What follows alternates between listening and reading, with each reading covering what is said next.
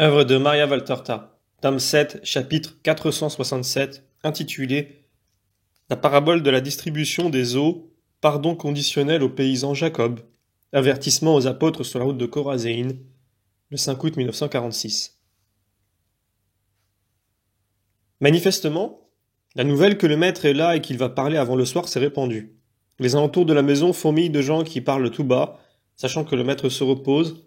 Comme ils ne veulent pas le réveiller, ils attendent patiemment sous les arbres qui les défendent du soleil mais pas de la chaleur encore forte. Il n'y a pas de malades, à ce qu'il me semble, mais comme toujours, il y a des enfants, et Anne leur fait distribuer des fruits pour qu'ils restent tranquilles. Mais Jésus ne dort pas longtemps, et le soleil est encore haut sur l'horizon quand il apparaît, écartant le rideau et souriant à la foule.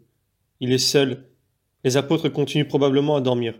Jésus se dirige vers les gens pour aller se placer du côté de la margelle basse d'un puits. Ce puits sert certainement à l'irrigation des arbres de ce verger, car de petits canaux en partent en éventail pour aller d'arbre en arbre. Il s'assied sur la margelle et il se met aussitôt à parler. Écoutez cette parabole. Un riche seigneur avait beaucoup de gens qui dépendaient de lui, répartis ici et là dans ses possessions.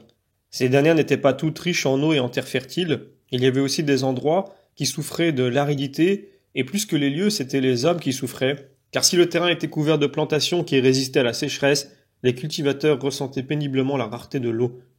Le riche seigneur avait au contraire, à l'endroit où il habitait, un lac toujours rempli, alimenté par des sources souterraines.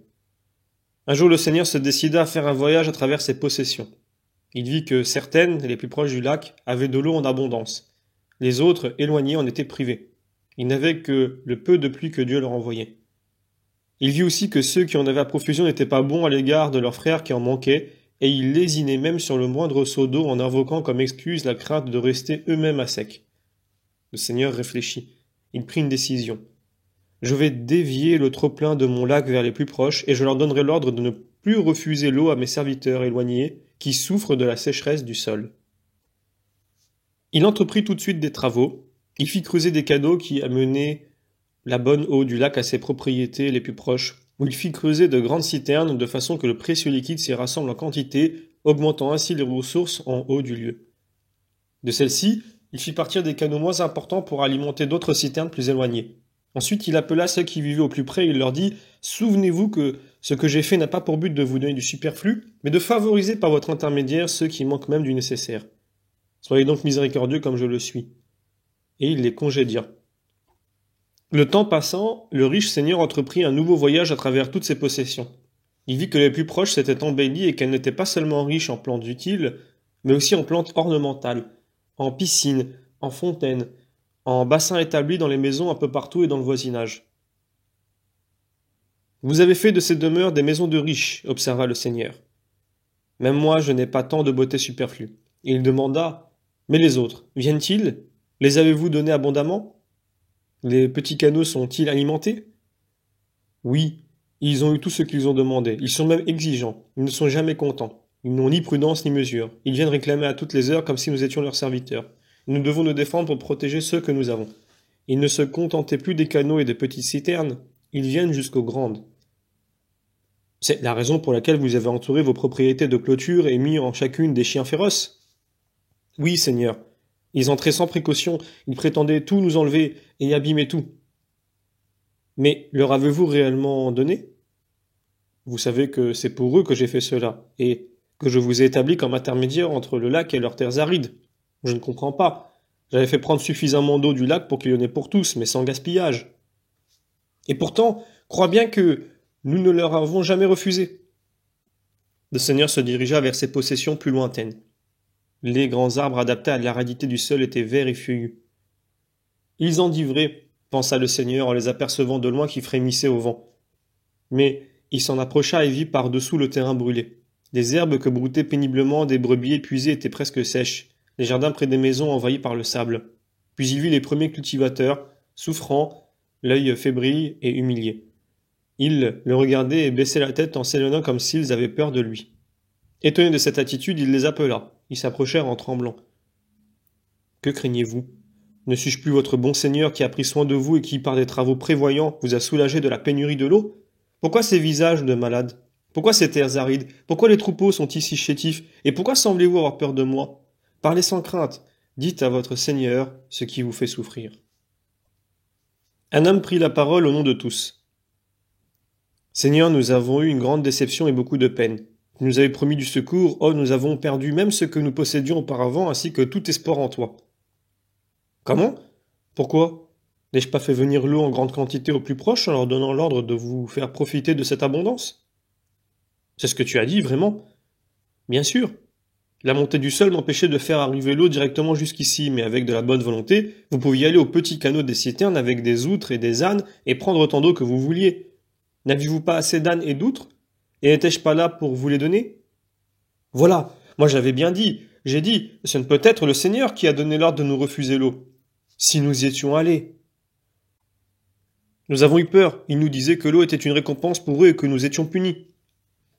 Et ils racontèrent à leur bon maître que les fermiers des possessions bénéficiaires avaient prétendu que le Seigneur, pour punir les serviteurs des terres arides qui ne savaient pas produire davantage, avait donné l'ordre de mesurer non seulement l'eau des citernes, mais même celle des puits primitifs.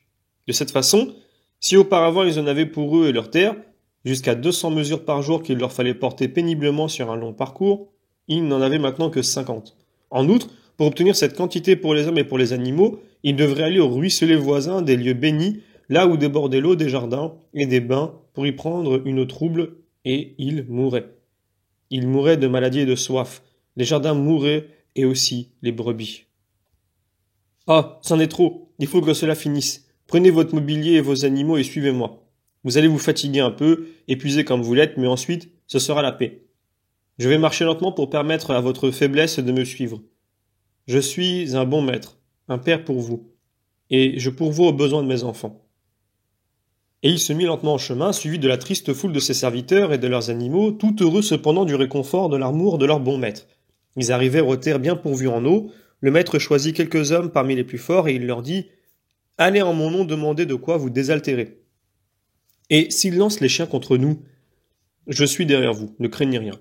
Allez dire que c'est moi qui vous envoie et qu'ils ne doivent pas fermer leur cœur à la justice, car toutes les eaux appartiennent à Dieu et les hommes sont frères. Qu'ils ouvrent tout de suite les canaux. » Ils s'y rendirent et le maître les suivit. Ils se présentèrent à un portail. Le maître resta caché derrière le mur du clôture. Ils appelèrent. Les fermiers accoururent.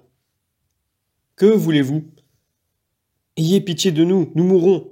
Le maître nous envoie avec l'ordre de prendre l'eau qu'il a fait venir pour nous. Il dit que c'est Dieu qui les lui a donnée, et que lui vous l'a donnée pour nous, car nous sommes frères, de sorte qu'il vous demande d'ouvrir immédiatement les canaux. »« Ah ah !» dirent en riant les sans-cœurs. « Des frères, cette troupe de déguenillés, vous mourrez, tant mieux. Nous prendrons vos terrains, nous y amènerons l'eau. Alors oui, nous l'amènerons et nous rendrons ces lieux fertiles. L'eau pour vous, imbécile, l'eau nous appartient. Pitié, nous mourrons. Ouvrez, c'est l'ordre du maître. » Les cruels fermiers se consultèrent, puis ils dirent « Attendez un moment » et ils s'en allèrent en courant. Puis ils revinrent et ouvrirent, mais ils avaient des chiens et de lourdes matraques. Les pauvres prirent peur. « Entrez, entrez. Vous n'entrez pas, maintenant que nous vous avons ouvert. Ensuite vous direz que nous n'étions pas généreux. » Un imprudent entra et une grêle de coups de bâton tombèrent sur lui pendant que les chiens détachés s'élançaient sur les autres. Le maître sortit alors de derrière le mur. « Que faites-vous, misérables? Maintenant je vous connais, vous et vos animaux, et je vous frappe. » Et il lança des flèches contre les chiens et entra ensuite, l'air sévère et courroucé. « C'est ainsi que vous exécutez mes ordres? C'est pour cela que je vous ai donné ces richesses? Appelez tous vos proches, je veux vous parler. Quant à vous, ajouta-t-il en s'adressant aux serviteurs assoiffés, entrez avec vos femmes et vos enfants, vos brebis et vos ânes, vos pigeons et vos autres animaux. Buvez, rafraîchissez-vous et cueillez ces fruits juteux.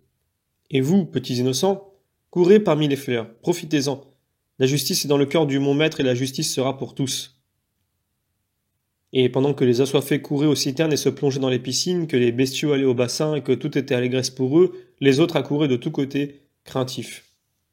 Le maître monta sur le bord d'une citerne et dit « J'avais fait ces travaux et je vous avais rendu dépositaire de mes ordres et de ces trésors, car je vous avais choisi pour être mes ministres.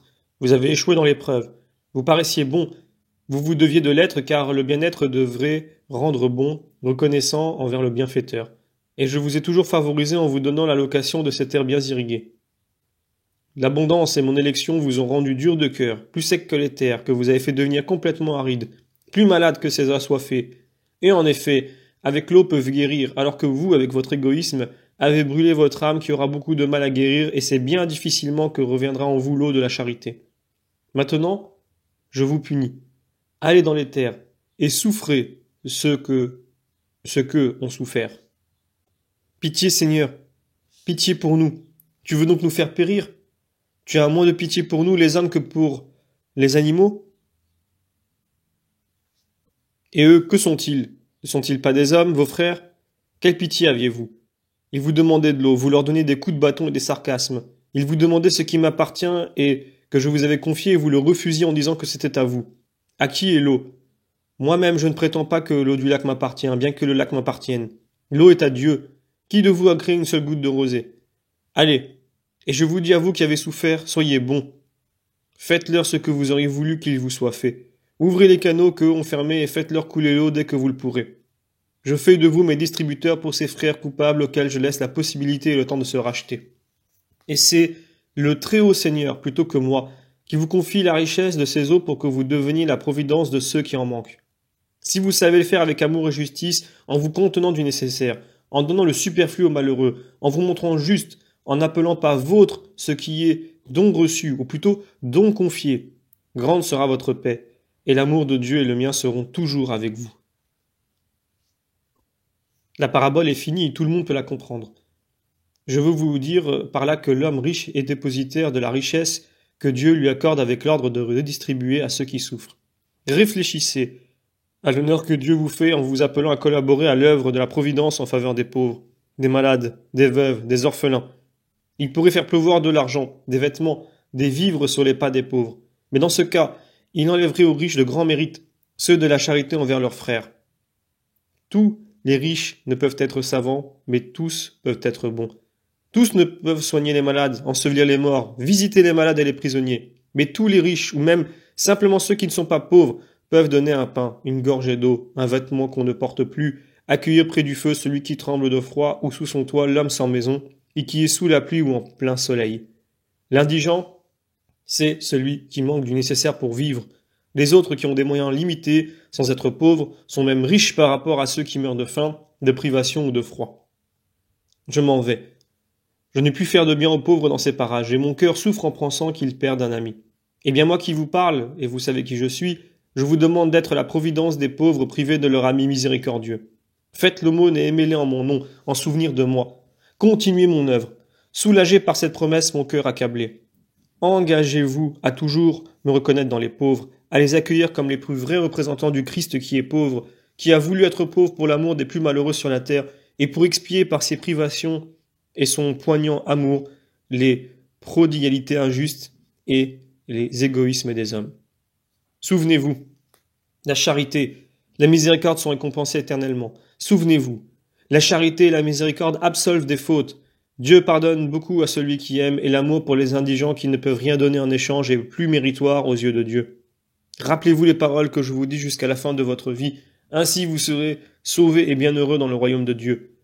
Que ma bénédiction descende sur ceux qui reçoivent la parole du Seigneur et la mettent en pratique. Les apôtres, Marziam et les disciples sont sortis tout doucement de la maison pendant qu'il parlait. Ils forment un groupe compact derrière la foule, mais dès que Jésus a fini de parler, ils s'avancent, recueillent en passant l'obol que beaucoup offrent et apportent l'argent à Jésus. Derrière eux se glisse un homme chétif qui a bien triste mine. Il avance, la tête si penchée que je ne puis voir son visage. Il va au pied de Jésus et en se battant la poitrine, il gémit. « J'ai péché, Seigneur, et tu m'as puni. Je l'ai bien mérité, mais donne-moi en moi ton pardon avant de partir. Aie pitié de Jacob le pécheur. » Il lève la tête, et je reconnais à son nom plus qu'à son aspect ravagé, le paysan favorisé, une fois et puni à une autre occasion à cause de sa dureté envers les deux orphelins. « Mon pardon. Tu voulais guérir de cela autrefois et tu t'inquiétais parce que ton grain était abîmé. Eux ont semé pour toi. Serais-tu donc privé de pain ? J'en ai suffisamment. Et n'est-ce pas là un signe de pardon, peut-être ? Jésus est très sévère. Non, je préférerais mourir de faim, mais avoir l'âme en paix. Avec le peu que j'avais, j'ai essayé de réparer. J'ai prié et pleuré. Mais toi seul peux pardonner et donner la paix à mon âme.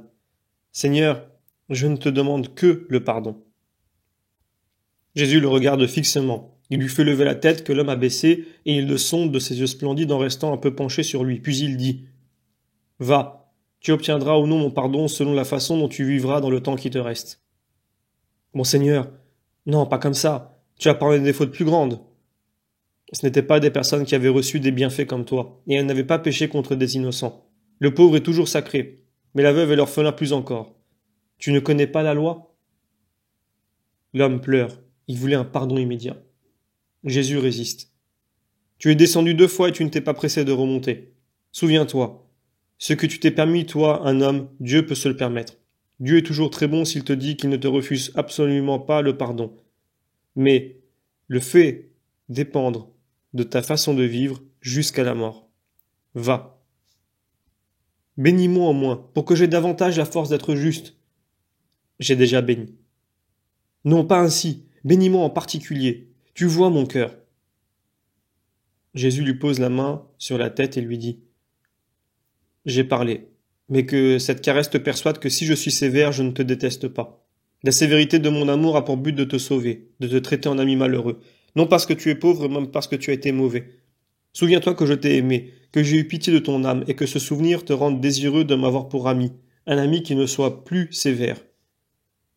Quand, Seigneur, où te trouverai-je si tu dis que tu t'en vas? Dans mon royaume. Quel royaume? Où le fonds-tu? J'y viendrai. Mon royaume sera dans ton cœur si tu le rends bon, puis il sera au ciel. Adieu. Je dois partir parce que le soir vient, et je dois bénir ceux que je quitte. Après l'avoir congédié, Jésus se tourne vers les disciples et les maîtres de maison qu'il bénit un par un. Puis, après avoir confié l'argent à Judas, il reprend la route vers le sud-ouest en direction de Capharnaüm et le groupe disparaît dans la nature verdoyante. « Tu marches trop vite, maître !» s'écrie Pierre. « Nous sommes fourbus, nous avons déjà parcouru tant de stades. »« Tiens bon, Simon, nous serons bientôt en vue de Chorazin. Vous y entrerez et irez dans les quelques maisons qui nous sont amies et spécialement chez la veuve. Vous direz au petit Joseph que je veux le saluer à l'aube. Vous me l'amènerez sur la route qui monte vers Giscala. »« Mais tu n'entres pas dans Chorazin ? » ?»« Non, je vais prier sur la montagne. »« Tu es à bout, tu es pâle. Pourquoi te négliges-tu ? Et pourquoi ne viens-tu pas avec nous ? Pourquoi n'entres-tu pas dans la ville ? » Il l'accable de questions, leur affection est parfois fatigante. Mais Jésus est patient. Et patiemment, il répond. Vous le savez bien, la prière est mon repos. Et être dans la foule m'épuise quand je ne suis pas pour guérir ou évangéliser. J'irai donc sur la montagne, là où je suis allé d'autres fois. Vous connaissez l'endroit ? Sur le sentier qui mène chez Joachim ? Oui, vous savez où me trouver. À l'aube, je viendrai à votre rencontre. Et nous irons vers Giscala ? C'est la bonne route pour avancer en direction de la frontière syro-phénicienne. J'ai dit à Afek que je m'y rendrai. Je le ferai donc. C'est que tu ne te rappelles pas la dernière fois ? Ne crains rien, Simon. Ils ont changé de manière. Pour le moment, ils m'honorent. Oh, ils t'aiment alors ? Non, ils me haïssent plus encore qu'avant. Mais, ne pouvant m'abattre par la force, ils essaient d'y parvenir par la ruse. Ils essaient de séduire l'homme, et pour séduire, ils se servent des honneurs, même s'ils sont faux. Et même, venez tous près de moi, dit-il ensuite aux autres qui, voyant que Jésus parlait avec Pierre en particulier, avançaient en groupe. Ils se réunissent. Jésus reprend. Je disais à Simon, et je vous le dis à tous car je n'ai pas de secret pour mes amis, que mes ennemis ont changé de façon de me nuire mais pas d'opinion à mon sujet. Aussi, de même qu'auparavant ils utilisaient l'insulte et la menace, ils se servent maintenant des honneurs. À mon égard, mais sûrement aussi envers vous. Soyez donc forts et sages. Ne vous laissez pas tromper par des paroles mensongères, par des cadeaux, par des séductions. Rappelez-vous ce que dit le Deutéronome. Les cadeaux aveuglent les yeux des sages et altèrent les paroles des justes. Rappelez-vous Samson, il était nazir de Dieu depuis sa naissance, dès le sein de sa mère, qui le conçut et le forma dans l'abstinence par l'ordre de l'ange pour qu'il devienne un juste juge d'Israël. Mais où a fini tant de bien? Et comment? Et par qui? C'est bien par les honneurs et l'argent et par des femmes payées dans ce but que sa force fut abattue pour faire le jeu des ennemis. Maintenant, prenez garde. Veillez pour n'être pas surpris par le mensonge et pour ne pas servir les ennemis, même inconsciemment. Sachez vous garder libre comme les oiseaux qui préfèrent une nourriture frugale et une branche pour se reposer, plutôt que des cages dorées où la nourriture est abondante et où il y a un nid confortable, mais où le caprice des hommes les retient prisonniers. Pensez que vous êtes mes apôtres, donc des serviteurs de Dieu seul, comme moi je suis voué uniquement à la volonté du Père. Ils chercheront à vous séduire, peut-être l'ont-ils déjà fait, en vous prenant chacun par votre point faible, car les serviteurs du mal sont rusés, étant instruits par le malin. Ne croyez pas à leurs paroles, elles ne sont pas sincères. Si elles l'étaient, je serais le premier à vous dire, saluons-les comme nos bons frères. Au contraire, il faut se défier de leur action et prier pour qu'ils deviennent bons. Moi, je le fais. Je prie pour vous afin que vous ne soyez pas trompés par cette nouvelle tactique et pour eux afin qu'ils cessent d'ourdir des complots contre le Fils de l'homme et d'offenser Dieu son Père. Et vous, imitez-moi. Priez beaucoup l'Esprit Saint, qu'il vous donne des lumières pour y voir clair. Soyez purs si vous voulez l'avoir pour ami. Avant de vous quitter, je veux vous fortifier. Je vous absous si jusqu'à présent vous avez péché. Je vous absous de tout. À l'avenir, soyez bons, chastes, humbles et fidèles. Que la grâce de mon absolution vous fortifie. Pourquoi pleures-tu, André? Et toi, pourquoi te troubles-tu, mon frère?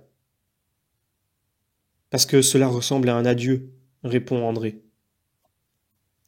Crois-tu donc que je vous saluerai si brièvement? Ce n'est qu'un conseil pour 7 ans. Je vois que vous êtes tous troublés.